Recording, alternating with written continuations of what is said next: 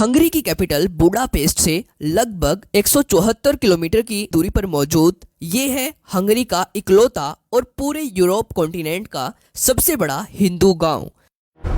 जो हंगरी में कुछ ऐसा कर रहा है जिसकी आप कल्पना भी नहीं कर सकते। हंगरी के इस गांव में रहने वाली महिलाएं केवल साड़ियां पहनती हैं। यहाँ के पुरुष केवल धोती, कमीज और सनातन के दूसरे पारंपरिक कपड़े पहनते हैं। गांव में खेती करने के लिए ट्रैक्टर्स का यूज नहीं बल्कि बैलों के साथ सनातन के प्राचीन तौर तरीकों का इस्तेमाल किया जाता है। यहाँ के बच्चे मॉडर्न एजुकेशन के साथ साथ संस्कृत भाषा सीखकर वैदिक ज्ञान का अनुसरण करते हैं और सबसे बड़ी बात, यहाँ के बच्चे स्कूलों में माथे पर तिलक लगाकर जाते हैं और स्कूल से आने के बाद इस गांव में बनी गौशालाओं में गौ माता की सेवा करने जाते हैं। और पिछले कुछ सालों में हंगरी के इस सबसे बड़े हिंदू गाँव में आने वाले टूरिज्म की संख्या इतनी ज्यादा बढ़ चुकी है कि एक साल में जितने पर्यटक पूरे हंगरी में आते हैं उससे 3 गुना ज्यादा पर्यटक अकेले इस एंशिएंट हिंदू कल्चर पर बेस्ड इस गांव को देखने के लिए आते हैं। ये डेटा हंगरी की गवर्नमेंट ने खुद से शेयर किया है। तो चलिए जानते हैं कि हंगरी में इस हिंदू गांव की हिस्ट्री क्या है, कैसे आज ये गांव हंगरी में इतना ज्यादा ट्रेंड कर रहा है, इसको किसने और क्यों बनाया, और जानेंगे कि कैसे यूरोपियन कंट्रीज में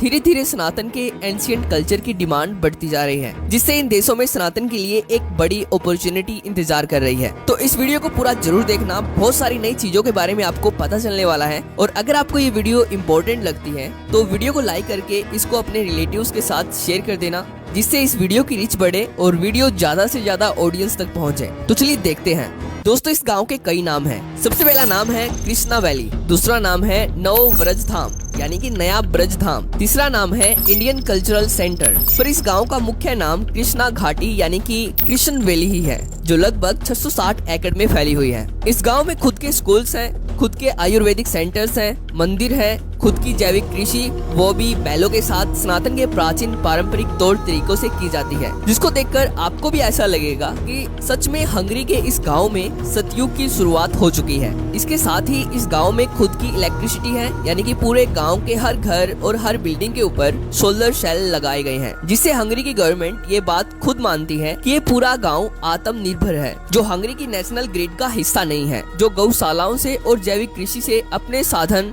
खुद उत्पन्न कर रहा है। तो अब प्रश्न वही उठता है कि हंगरी में इस गांव को कब और किसने बनाया। दोस्तों, आपको ये जानकर हैरानी होगी कि हंगरी में इस गांव को बनाया गया था आज से लगभग 30 साल पहले, यानी कि सन 1993 में हंगरी के एक महान हिंदू संत शिवराम स्वामी के द्वारा हंगरी में इस गांव की स्थापना की गई थी। और शिवराम स्वामी के निस्वार्थ भावना से किए गए सनातन के प्रति महान कामों को बताना शायद ही मेरे लिए इस वीडियो में पॉसिबल हो, क्योंकि अगर मैं इस महान संत के द्वारा किए गए सभी कामों को इस वीडियो में बताने लग जाऊं तो ये वीडियो 1 घंटे से ऊपर चली जाएगी। दोस्तों, शिवराम स्वामी का जन्म सन 1949 में हंगरी की कैपिटल बुडापेस्ट में हुआ था और तब ये सनातन धर्म से दूर दूर तक कोई संबंध नहीं रखते थे। पर जब ये सन 1980 में लंदन आए तब इन्होंने भगवत गीता से प्रेरित होकर इस्कॉन को ज्वाइन किया और इस्कॉन के माध्यम से सनातन धर्म अपनाया और अपना सब कुछ छोड़ सनातन में एक साधु का जीवन अपना लिया और अपना सिंपल लिविंग और हाई थिंकिंग का मोटो बनाया, जो सनातन के वेदों से इंस्पायर्ड है। और इनको भगवत गीता इतनी ज्यादा पसंद आई कि हंगेरियन लैंग्वेज में भगवत गीता को ट्रांसलेट करने का पूरा क्रेडिट भी इन्हीं को दिया जाता है, जिसको पढ़कर बहुत सारे हंगरी के लोग सनातन धर्म अपना पाए हैं और इस हिंदू वैदिक गाँव में रहने के लिए प्रेरित हुए हैं, जिसके कारण साल 2009 में शिवराम स्वामी के कामों से खुश होकर हंगरी के उच्च शिक्षा और विज्ञान के तत्कालीन राज्य सचिव कैरोली मनहर्ज के द्वारा इनको हंगरी गणराज्य के गोल्ड क्रॉस ऑफ मेरिट से सम्मानित किया गया, जो हंगरी में दूसरा सबसे बड़ा पुरस्कार है। यह पुरस्कार शिवराम स्वामी के उत्कृष्ट और मूल्यवान धर्मार्थ और मानवीय कार्यों के लिए इनको दिया गया था। पर दोस्तों, केवल इतना ही नहीं, जैसे कि मैंने आपको वीडियो के स्टार्टिंग में बताया कि एक साल में जितना टूरिज्म अकेले पूरे हंगरी में आता है उससे 3 गुना ज्यादा टूरिज्म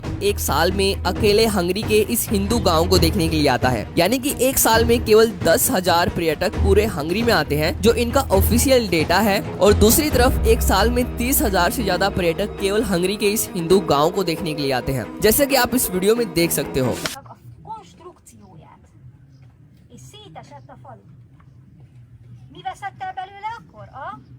यहाँ पर हर हिंदू त्योहार को बहुत ही ऑर्गेनाइज तरीके से धूमधाम से मनाया जाता है, इसलिए खुलेआम हंगरी की गवर्नमेंट इस हिंदू गांव को पूरी तरह से सपोर्ट कर रही है हंगरी में कृष्ण भक्ति के माध्यम से सनातन धर्म का प्रचार करने के लिए। और इस गांव का हंगरी में ट्रेंड कितना ज्यादा बढ़ चुका है, इसका अंदाजा आप यहाँ से लगा सकते हो कि जब ये गांव बनाया गया था तब इसके लिए 110 एकड़ लैंड खरीदा गया था इस्कॉन के द्वारा, और आज ये गांव फैलकर 660 एकड़ का हो चुका है। और धीरे धीरे हर साल इस्कॉन हंगरी में और ज्यादा लैंड खरीद रही है इस हिंदू इको विलेज को फैलाने के लिए। तो आज की इस वीडियो में इतना ही। अगर आपको वीडियो में दी गई